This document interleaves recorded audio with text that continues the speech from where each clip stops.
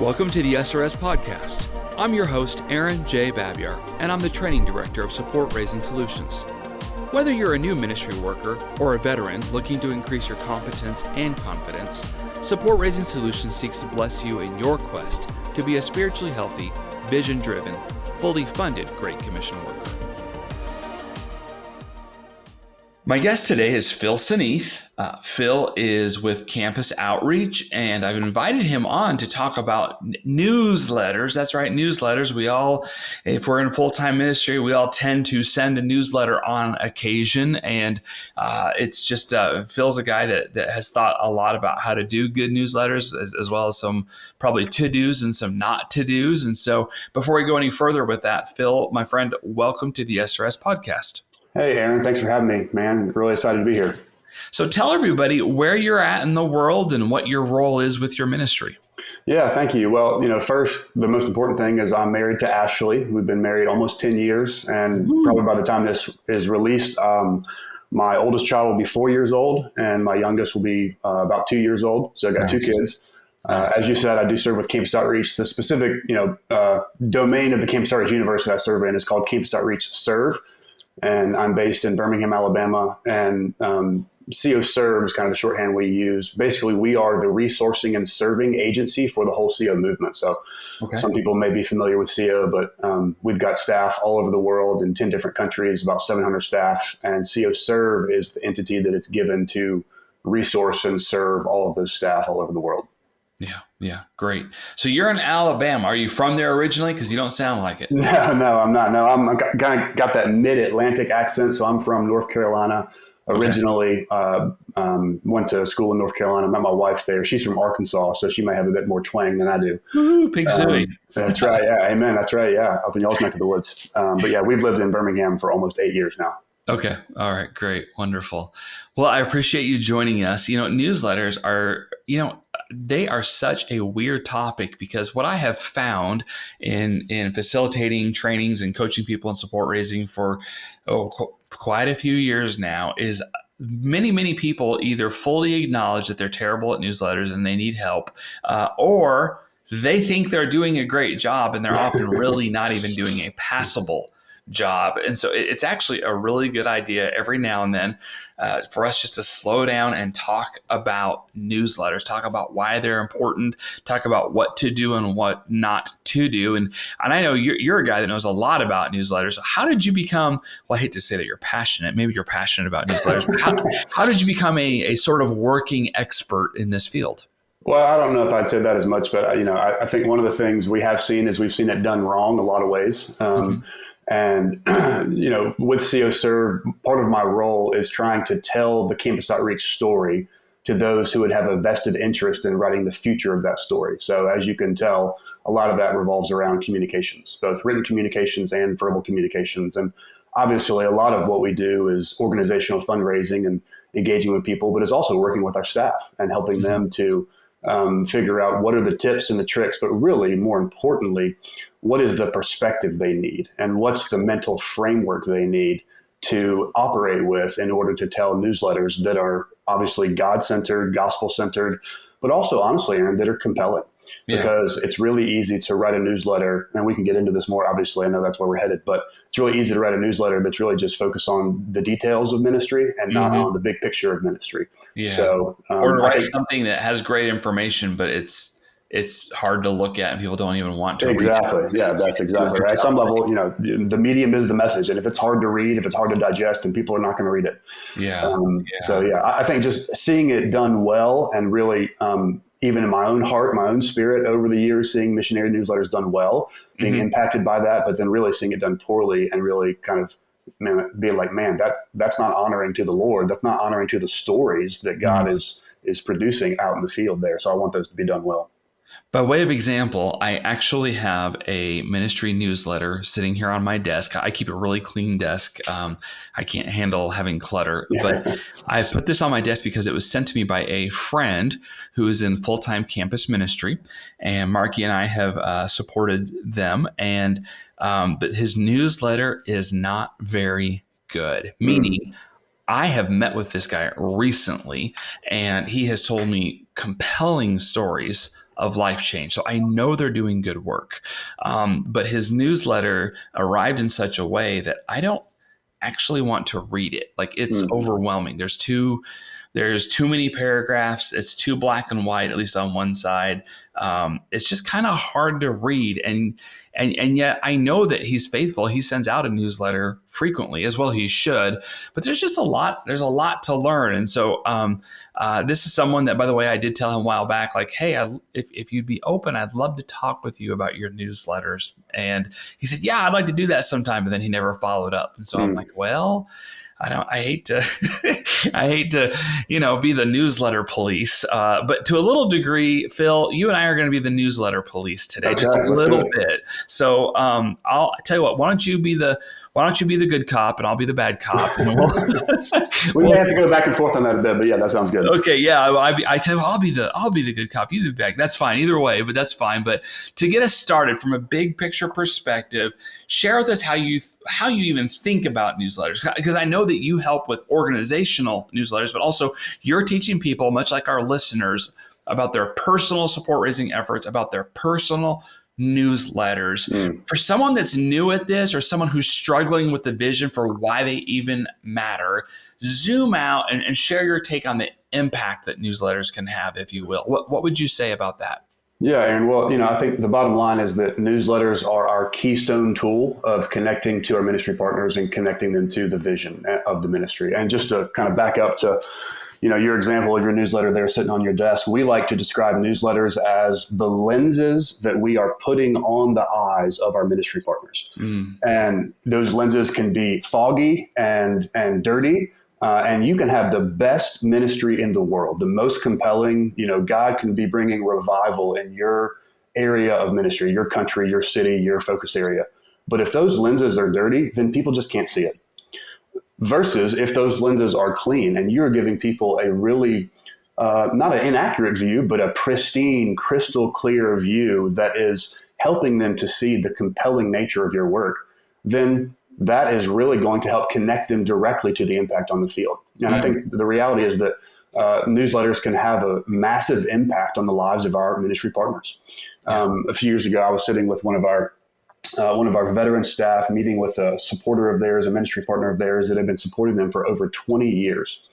And we asked this ministry partner why they had supported this staff person for as long as they had. Right. And they got emotional, and they shared with us, through kind of misty eyes, that the greatest privilege of their life, outside of being a Christian, outside of being a husband, and outside of being a father, was being on the staff person's support team. And I just wonder, why is that? How is that possible that someone can say something like that? I think it's because for 20 years, this staff person put really crystal clear lenses on the eyes of this ministry partner and helped them to see the compelling nature of the work. And it had such a drastic impact on this, gentleman's heart that, he said that that's one of the greatest privileges of his life. So I think that's one thought, is they're our keystone tool, and they can have an impact on the lives of our ministry partners. The other thing, Aaron, that I think everyone is probably thinking in the back of their mind is they can have a massive impact on the health of our support account. Yeah. And I'll just share one, kind of brief anecdote here. At the beginning of COVID, we rolled out to Campus Outreach a pretty aggressive training module to all of our staff, basically saying, hey, you guys need to be communicating with your donors. Because if there was ever a potential instance where people could decrease their support or drop their support, it's now. And I know you guys put out a lot of content about this. It was really, really good. And we just tried to follow y'all's lead, but we really ramped it up with our staff, and they thankfully followed our lead. And at the end of the year, 2020, that kind of the tail end of last year, only one of our staff members was in deficit. Wow. And that was not the case at the beginning of 2020. Okay. So we attribute a lot of that to just the aggressive communication that our staff did through sending newsletters. Mostly, obviously, there are other means, right. But communicating with our supporters through newsletters can really have a massive impact on their support account. That's awesome. That's awesome. Yeah, that is true. And one of these things that we talk about quite a bit around support raising solutions, and I think Callie Davis, used to be Callie Buchholz. Callie Davis was one of the first ones to start just saying this on repeat out loud. And it finally, I finally heard enough that I started repeating it as well. It's kind of the opposite of the Tom Cruise movie from years ago, where it's not show me the money, it's not about the money. That's right. It's not about the money. And we realize people need money to do their ministry. We realize your newsletters help you to keep that ministry budget funded. But at the end of the day, newsletters aren't about the money. In fact, and I'm gonna just jump ahead. You might have planned to say this at one point, but newsletters are not the place to do support raising either. That's not really the point of them 99% of the time, and there might be exceptions. But so when we're thinking about newsletters, you haven't said anything thus far, Phil, about and it's the key to getting the money. No, that's not it. And yet your newsletters, they do impact your long-term financial partnership, doesn't it? That's right. Yeah, absolutely. Yeah, I think, and maybe you could be the bad cop on this one. I'd be happy to follow your lead. But yeah, newsletters, they're the place to tell stories. They're the place to say thank you. Mm-hmm. They're the place to express your vision for the future and invite people into that, not at a financial level necessarily, but more at a heart, emotional, relational level. Yeah. So it's about vision. It's about stories. It's about gratitude and thank you. It's not a place to do your fundraising. You're exactly right. All right. So I'm going to put on my bad cop hat then. So, hey, listener that's been maybe doing that with your newsletters, you are scaring people away from reading your newsletter. They are used to opening something from you, and there's always a financial plea. And over time, most people, I don't hesitate saying this, are probably going to stop opening your newsletter. Mm-hmm. And you are kind of fooling yourself if you think, oh, the key is I just need to write that right phrase about our need and people's unwillingness to give. If I can just say that in the right way, I'm gonna coax them to open their wallet. No. That is not really the point or the place of newsletters. And so don't be asking for money in newsletters the bulk of the time, because you're actually hurting your readership. You're preventing people from wanting to hear about what God is actually doing because they don't want to get hit up for more cash every time they open a note from you. They're just going to stop opening notes from you.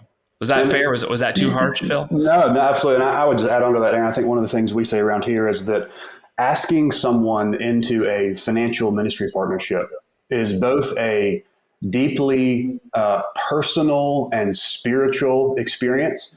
It's also a pretty professional and formal experience or opportunity as well. And you want to do those two things face to face. Yeah. You want to do that in person, if possible. You want to do it, if not in person, then over video. But that is a deeply personal thing where you're inviting them into a spiritual partnership between you and them and God and this ministry opportunity. But it's also, you're inviting them into a financial, charitable, opportunity that has implications for their personal finances. And there's some formality to that. So you want to do that face to face. You don't want to put that, in an email that is depersonalized. They can't see your face. They can't hear your tone of voice. That's not the medium that we want to be doing that in. Right. Okay, but you still should be doing newsletters, and so we're gonna kind of veer back onto the tracks here. And so, Phil, I'm sure there's a lot of tips and techniques that could be helpful in improving our communication, but let's kind of cut to the chase on that. If there are some things that many newsletters writers, if not new newsletter writers, if there are some things that they really need to focus in on to improve their communication from go, what would some of those general things that need to happen, what would those be? Or even I'll ask the same question from a different direction. If there's a veteran worker out there who they're probably willingly admit that their newsletters aren't so great and they need to improve, what are some of those most common things that just they can fix? They're not impossible to fix, but there's going to take some focus. But what are some of the most common things that people need to start out with or fix in their newsletter flow? Yeah, Aaron, there's certainly tips and tricks and techniques that we could get into, and I'm happy to do that. But I'd probably prefer to zoom out and you think about the operating system of your computer or your phone. It runs in the background. You don't even see an operating system, but it informs everything that you see on your screen. And I think what I really want to try to communicate is the biggest thing people could do is their framework or their operating system with which they come to newsletters. And my big idea is that the content, the tone, the posture of our newsletters should aggressively be focused on making God the hero. Mm-hmm. And this would be in contrast to a newsletter where, I think the reality is our tendency in all of our hearts and all of our minds is we want to talk about our ministry activity. We want to describe this great ministry program. We want to talk about how awesome our organization's vision is. And that's all fine, but it misses out on making God the hero. And Aaron, we don't do this consciously. We don't do this intentionally to talk about ourselves or our organization and leave out God. But the reason we do that is because it's the path of least resistance. Mm-hmm. And I'll say it like this too, that it's not bad to talk about yourself or your ministry, your organization. It's just, Aaron, and this is where I'll be bad cop a bit. Okay. That's not what people are supporting you to do. Mm. They're not supporting you to put on programs or host events or offer services or lead Bible studies or build wells in some under-resourced country. Right. They're not partnering with you to do those things. And honestly, Aaron, that's not what the listeners signed up for. They didn't sign up to be a gospel worker because oh boy, I just love leading Bible studies, or oh boy, I just love building houses, or I just love planting churches in this hard to reach place. Right. Why did we sign up? We signed up because we love seeing God change people's lives. Yeah. We love seeing the gospel advance to new places, and we love seeing spiritual transformation. And we have to remember that's what our supporters signed up for too. Yeah. Not just to put on programs or events or, do things. And I'll pause here, Aaron, but it's also worth acknowledging that it's just really hard to remember that. That operating system can go haywire and be co-opted by our own insecurity, our own unbelief, our own fears. We're naturally wired to talk about what we're doing. And it's an uphill, constant battle to remember to make God the hero in all of our communication. So let me pause. Let me flip it back on you. So how would you articulate? I'm a sports guy. Okay, so our family was pretty active in baseball and basketball and several other things. But that's kind of where I didn't do anything going into pros or college with sports. I could have. A couple of my sons did. So we're definitely sports people. And I got to tell you, when you think about fandom and you think about not just playing, but watching sports, my guess is most people listening to this, if you in any way, shape, or form follow a particular sports team, that of other teams that you don't like as much. Maybe you don't like the color of their uniform. Maybe you don't like their mascot. Maybe you just spent time in the city where they're from and you just had bad experiences. You don't like that city. As a Chicago Bears fan, I feel that way about the Green Bay Packers. I don't like the Packers. And of course, God has given me several friends who are rabid Green Bay Packers fans. They'll show up wearing their Packers t-shirt and I'm just like, oh, I can't believe we're friends. It's good nature. It's good nature. But I think that when we make our newsletters, when we make our stories about us, and not about what God is doing, there's something like, okay, I like football. I prefer the Chicago Bears, but if someone's wearing a Packers shirt, then it just kind of hits me wrong, and I don't like that very much. Now that's an imperfect analogy, but I think when we as gospel workers doing great commission work, when we write that newsletters and when we wave that flag and we don't have God on that flag. We have our ABC organization. That's we're right. Best. Yeah. I think there's some similarities there where people might be like, yeah, okay, I like ministry. Okay, I like what you're doing, but you're leaving a bad taste in my mouth. Yeah. And I got to tell you, every time I see a Green Bay Packers jersey, it leaves a bad taste in my mouth. So like I said, imperfect analogy, but I think maybe that's going to help some of our sports-minded people understand that, first of all, it's not about you in the first place. It's not even about your ABC organization. It is about God. So why not champion his glory? And Phil, as you said, make him the hero. not your organization, the hero. Is that fair? Yeah, that's spot on, Aaron. Do you have a sense of why ministry workers, gospel workers have a tendency to focus on the organization? Do you have any initial thoughts? Yeah. Well, I can tell you why I have done it. Just sure. insecurity. That's right. Yeah. I mean, that's what it comes down to. It's insecurity. And that's fed sometimes when people will say little things like, well, you haven't put out a book, Aaron, like you'll really be leading ministry leaders when you put out a book, and I'm just like, no, wait a minute. I train thousands of ministry leaders, or God's allowed me to. Like, it's about God. It's not about whether or not I have a book. Now, I'd love to have a book someday. I don't have one. I'm not a prolific writer by any stretch of the imagination.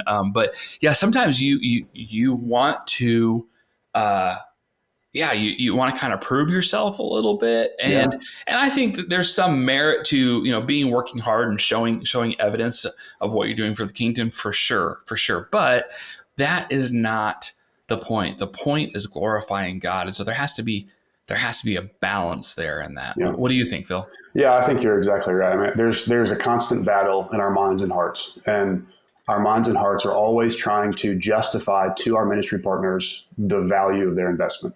And there's a sense in which that's good. We want them to believe they're making a good investment. But if our minds and hearts are really simply trying to validate our own value as a ministry worker, and we're trying to say, hey, look, like I'm doing something with the dollars you're investing, I want you to be proud of me, or, I want you to believe that what you're doing is a good thing.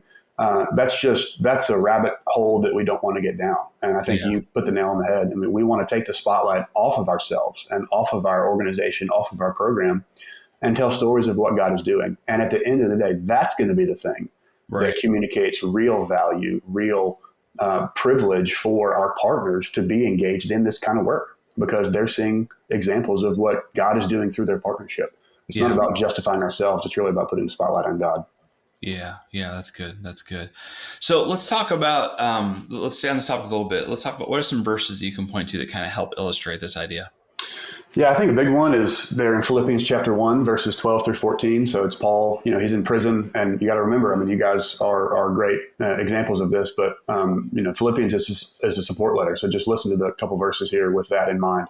Paul says, I want you to know, brothers, that what has happened to me has served to advance the gospel, so that it has become known throughout the whole imperial guard and to all the rest that my imprisonment is for Christ. And most of the brothers, having become confident in the Lord by my imprisonment, are much more bold to speak the word without fear. Mm-hmm. So what's Paul talking about? He's in prison, and he's telling the Philippians that people are being bold to share their faith, to speak the word without fear. But we have to ask the question, how did he talk about it? He talked about what God was doing. He talked about how the gospel was advancing, how God was using Paul's imprisonment for his glory, and that how evangelism and proclamation was taking place through this trial. So that's how he talked about it. But consider how he could have talked about it differently if he was talking about it from a more self-centered perspective, or not as much of a God-centered perspective. He could have simply given an update on how things were going. He could have talked about what was hard.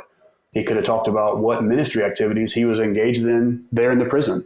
Mm-hmm. He could have talked about what ministry plans and programs that he was excited about for the foreseeable future. And none of those things would have been wrong or bad. They just would have been small-minded, perhaps. They wouldn't have been focused on what God was doing through his current trial. So I think that's always been inspiring to me, to even if people find themselves in prison, there's still a way to tell that type of story. From a God-glorifying perspective. And therefore, how much more could we tell all of our other types of stories in order to make God the hero? Well, that is a great point. And actually, Phil, that's a great place to, I believe, end this week's episode. I'm going to definitely have you come back for next week, and we're going to keep going with a part 2, because I know there's more to be said on this topic. And so, if you'd be willing to join me again, let's keep this going again for next week, and encourage people to come back. Would that be all right with you? Awesome. Let's do it. All right. Thanks for joining us on the SRS podcast, Phil. Thank you. Thanks for joining us for this episode. We would love to hear your ideas for future content. Please visit supportraisengsolutions.org/feedback to share your thoughts and questions. Also, wherever you download your podcast from, Be sure to subscribe for future episodes and come back each week to gain more insight into the process of building and maintaining your personal support team.